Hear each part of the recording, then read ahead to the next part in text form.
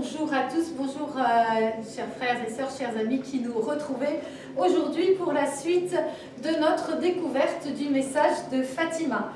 Donc, la dernière fois, nous avons découvert et approfondi la dévotion des 5 premiers samedis du mois et aujourd'hui nous continuons avec la consécration de la Russie et du monde au cœur immaculé de Marie. Dans ce message de Fatima, nous distinguons 3 étapes. Il y a celle de la préparation avec les apparitions de l'ange en 1916. Et puis il y a les apparitions de la Vierge Marie le 13 de chaque mois. 6 apparitions qui se terminent donc en octobre 1917. Et puis il y a l'accomplissement des promesses par 2 autres apparitions, celle de Pontevedra en 1925 et Tui en 1929. Alors aujourd'hui, on va plus particulièrement s'arrêter sur cette consécration de la Russie. Déjà, en fait, cette pré-demande, puisqu'il y a eu plusieurs étapes, la Sainte Vierge a fait plusieurs reprises pour demander la consécration de la Russie. Et la première fois qu'elle en a parlé, c'était le 13 juillet 1917. Et elle va dire ceci: si les hommes ne cessent d'offenser Dieu, une autre guerre, plus terrible que celle-ci, éclatera sous le pontificat de Pie XI. Lorsque vous verrez une nuit éclairée par une grande lumière inconnue, sachez que c'est le signe que Dieu vous donne et qu'il est prochain le châtiment du monde par la guerre, la famine, les persécutions contre l'Église et contre le Saint-Père. Pour éviter tout cela, je viendrai demander la consécration de la Russie à mon cœur immaculé et la communion réparatrice des premiers samedis du mois. Si l'on écoute mes demandes, la Russie se convertira et l'on aura la paix, sinon elle répandra ses erreurs dans le monde, provoquant des guerres et des persécutions contre l'Église. Les bons seront martyrisés, le Saint-Père aura beaucoup à souffrir, plusieurs nations seront anéanties. À la fin, mon cœur immaculé triomphera. Voilà. Donc nous entendons 2 demandes, 2 conditions qui ont le même but, le même objectif et qui se complètent l'une l'autre.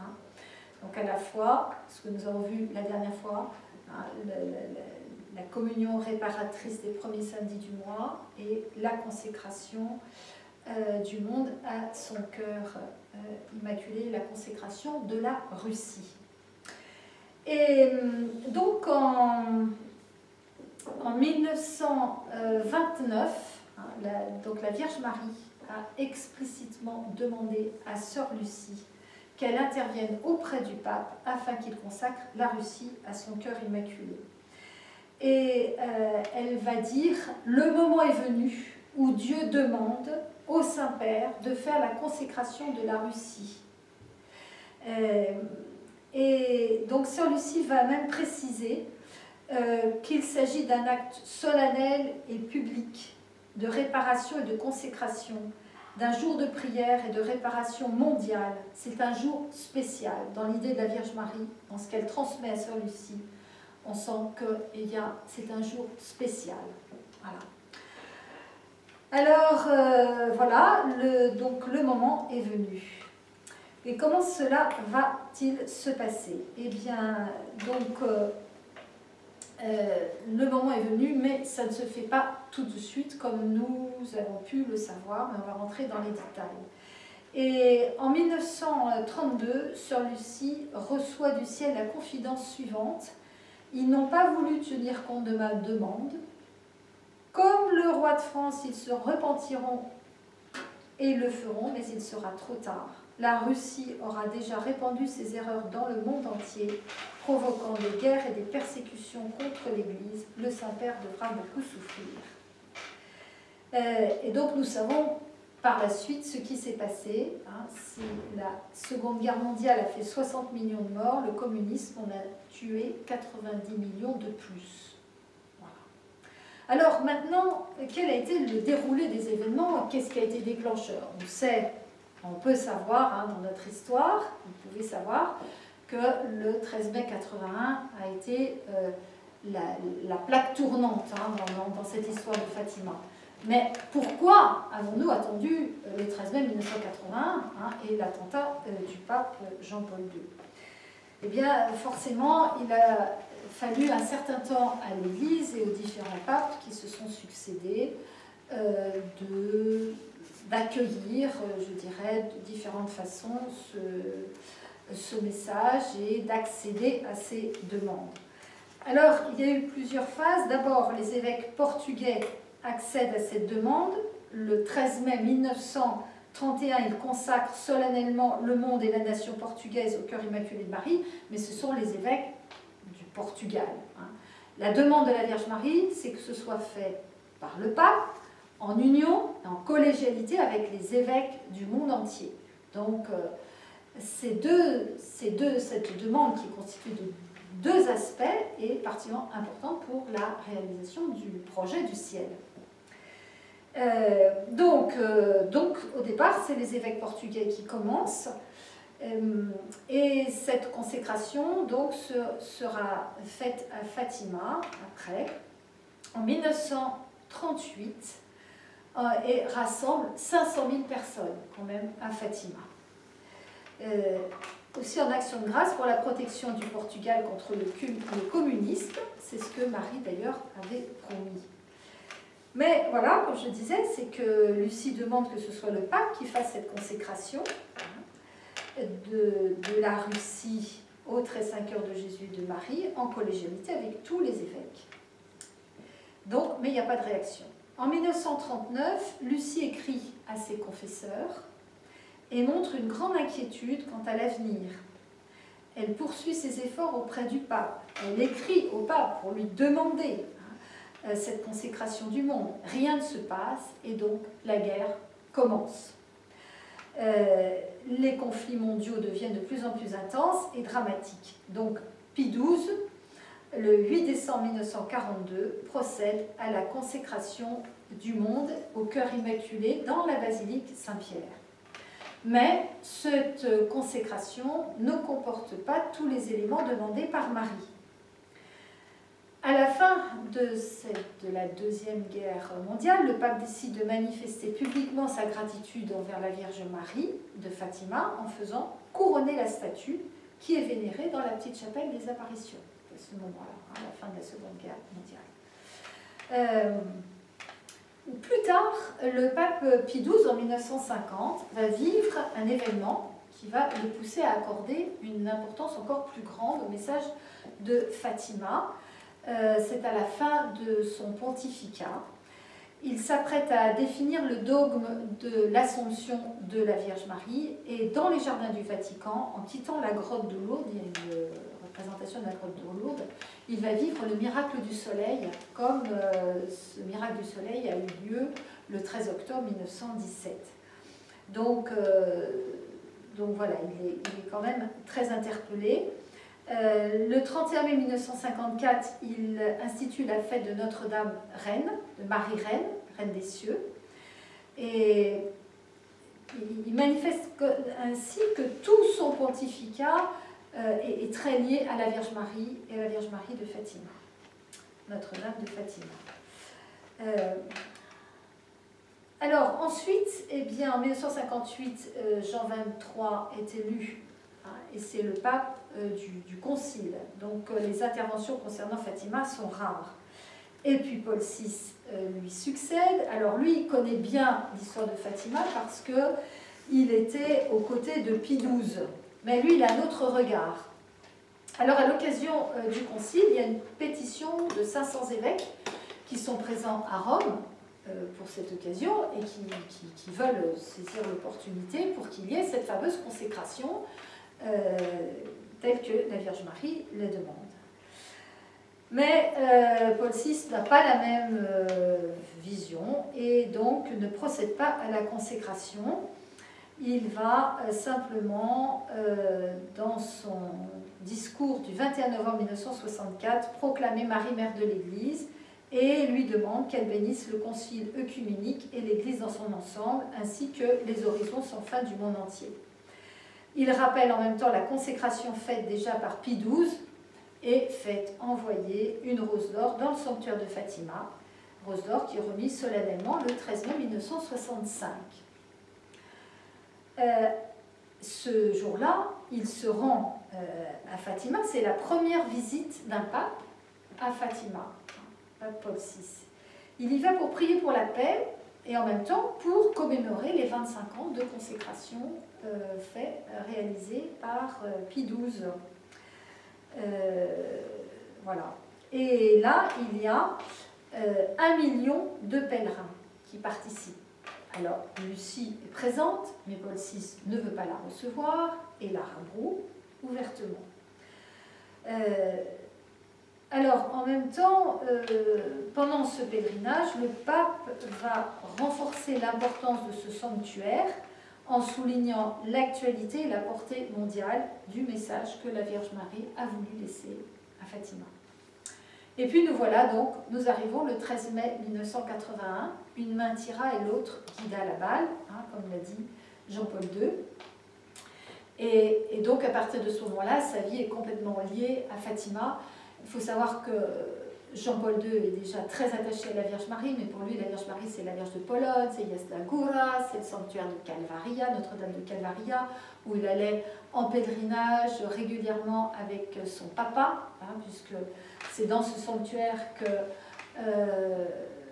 Karol Wojtyła, accompagné de son frère et puis de son papa, a fait cette rencontre avec Marie. C'est à cette occasion, après le décès de sa maman, son père a emmené ses 2 garçons dans ce sanctuaire et elle s'est mise à genoux devant l'icône de Notre-Dame de Calvaria et a dit à ses 2 garçons, maintenant votre maman c'est elle. Voilà. Donc, Calvaria, c'est un lieu marial très important pour le diocèse de Cracovie et pour toute la Pologne aussi, parce qu'il y a un chemin de rosaire, un chemin de croix qui s'entremêlent sur plusieurs kilomètres. Et donc, c'est vraiment un lieu marial très fort qui n'était pas loin de Wadowice. Et donc, souvent, le dimanche, Jean-Paul II allait avec son papa prier à Calvaria. Donc, Jean-Paul II est très consacré à la Vierge Marie. Il avait reçu le scapulaire à l'âge de 10 ans. Enfin voilà, il est très marial, mais Fatima, il ne connaît quasiment pas. Hein, quasiment pas. Et donc, il est aussi dans sa dévotion mariale, déjà il connaît la dévotion des premiers samedis, hein, demandée par Marie, et donc attaché à cette dévotion. Alors, après son attentat, eh bien, Jean-Paul II fait le lien hein, entre la date anniversaire des apparitions, le contenu des messages, ce qu'il dit. Hein, il dit « Je dois ma vie à Notre-Dame de Fatima ». Et donc, il va profiter de son séjour, de son long séjour à la clinique Gemelli pour plonger dans les dossiers de Fatima, dans toute cette histoire. Et en feuilletant les dossiers du Vatican, eh bien, il va lire « Si vous n'écoutez pas mes requêtes, la Russie répandra ses erreurs à travers le monde, provoquant des guerres et des persécutions contre l'Église. Les bons seront martyrisés, le Saint-Père aura beaucoup à souffrir, plusieurs nations seront anéanties. » Donc pour Jean-Paul II, forcément, ça a un impact extrêmement fort, ces paroles, parce que lui, il a connu la guerre, il a connu la période communiste aussi, il a vu tous ses amis qui ont été tués, déportés, et qui ont disparu, qui ont été faits prisonniers, les professeurs, les prêtres, les évêques, voilà. Et donc il est persuadé que les nations évoquées par la Vierge Marie sont les pays voisins de la Pologne, qui ont tous perdu leur souveraineté hein, pour devenir des républiques satellites de l'URSS. Il n'y a que la Pologne qui a quand même réussi, qui a été un peu sauvegardée dans cette période noire, si noire et si difficile. Et puis là rentre en scène Monseigneur Nilika. Alors Monseigneur Nilika, c'est un Hongrois. Il avait été ordonné dans la clandestinité et 3 mois après son ordination sacerdotale, il a été ordonné évêque, institué évêque, et il avait été condamné aux travaux forcés avant de retrouver sa liberté. Et Monseigneur Lilica avait toujours suivi avec attention tout ce message de Fatima. Et donc, c'est un peu aussi grâce à lui que tout ce dossier est arrivé à la clinique Gemelli, où le pape est hospitalisé. Il est venu voir le pape et il a commencé à lui parler de Fatima. Alors, pendant le temps de convalescence de Jean-Paul II, eh bien, il va en profiter pour poser aussi un geste significatif. Il va bénir une petite statue de la Vierge de Fatima, qui était offerte par Monseigneur Lilica, et qu'il envoie en bordure à la frontière de l'URSS, dans la forêt, au nord de la Pologne. Là, il y a une petite église qui a été construite pour l'occasion. La statue est placée de telle sorte que le regard de la Vierge Marie soit tourné vers l'URSS. Et c'est une statue couronnée. Alors moi, j'ai été très touchée par cette histoire, parce que ça montre en même temps cette simplicité, l'humilité et la foi simple de Jean-Paul II, de sa dévotion confiante, de son amour de la Vierge Marie. Il faut mettre une petite statue face à la frontière, face à l'URSS, voilà, pour confier déjà l'URSS à la Vierge Marie. Le 8 décembre 1981, au cours d'une célébration solennelle, il confie le monde à la Vierge Marie.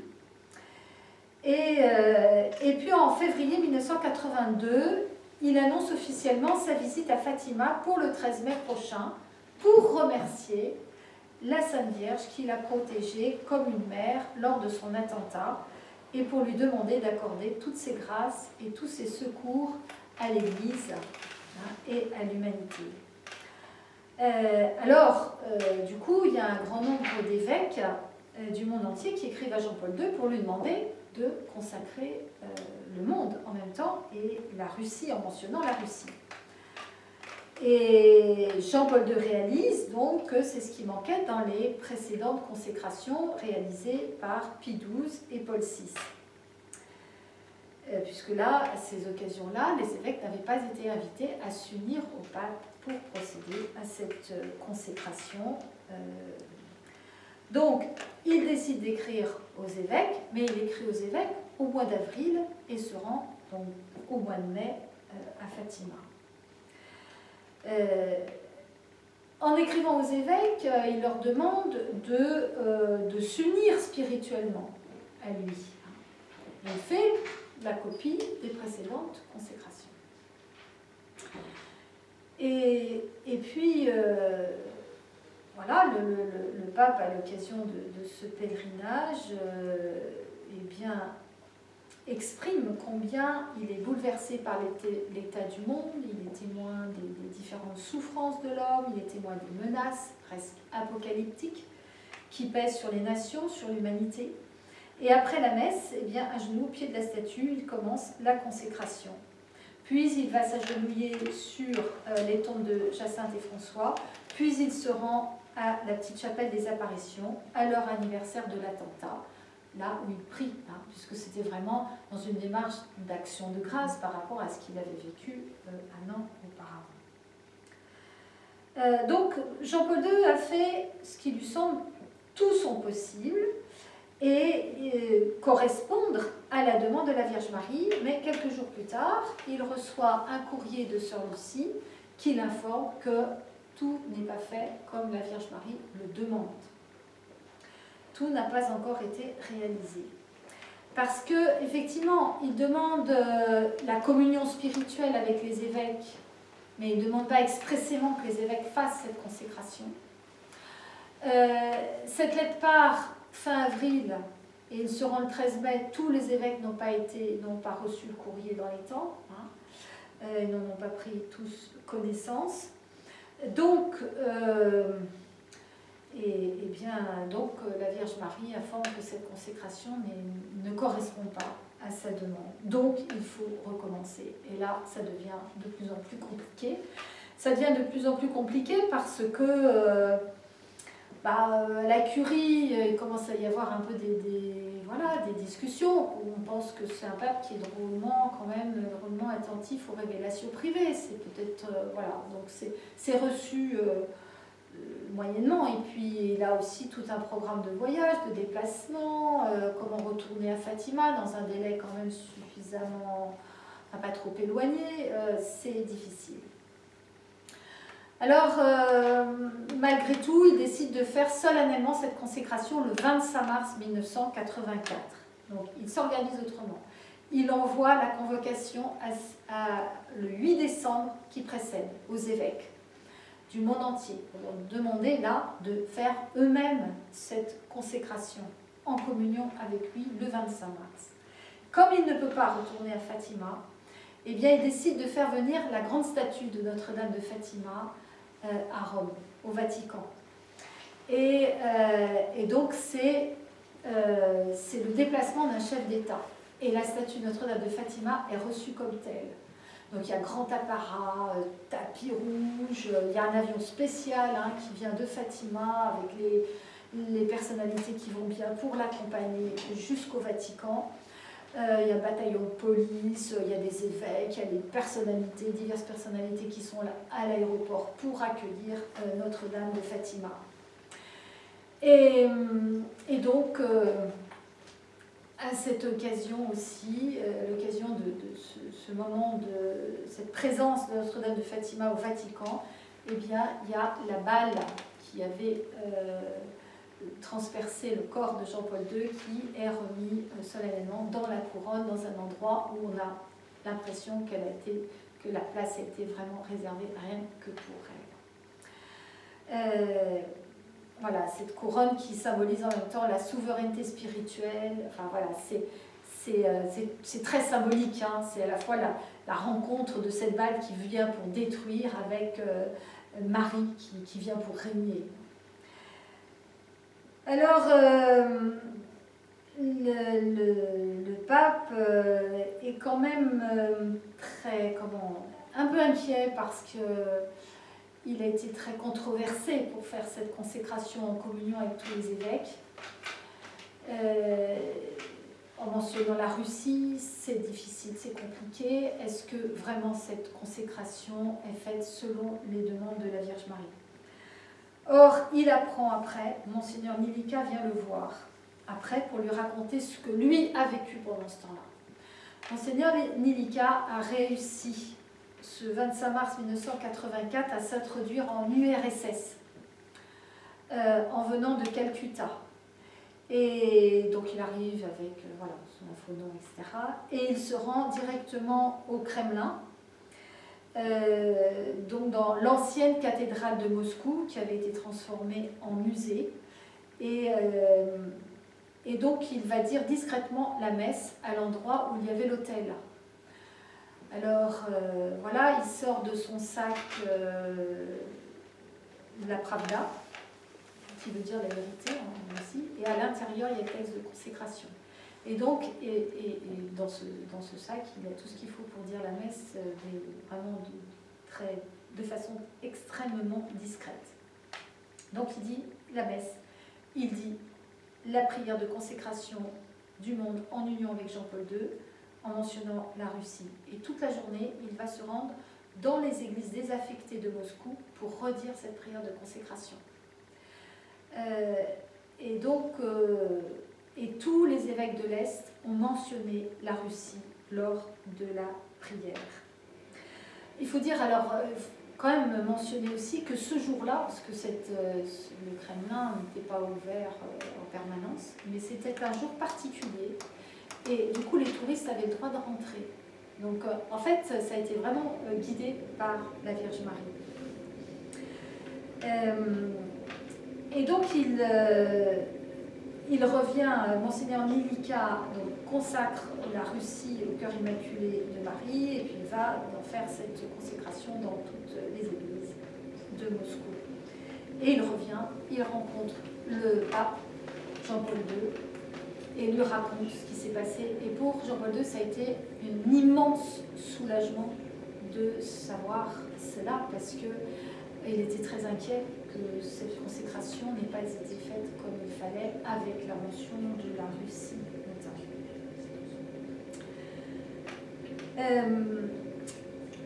Voilà, alors, et donc à partir de ce moment-là, eh bien, il y a une série d'événements qui va s'enchaîner. Ce qu'on peut dire déjà, c'est que cet attentat a amené le pape à comprendre la signification très grave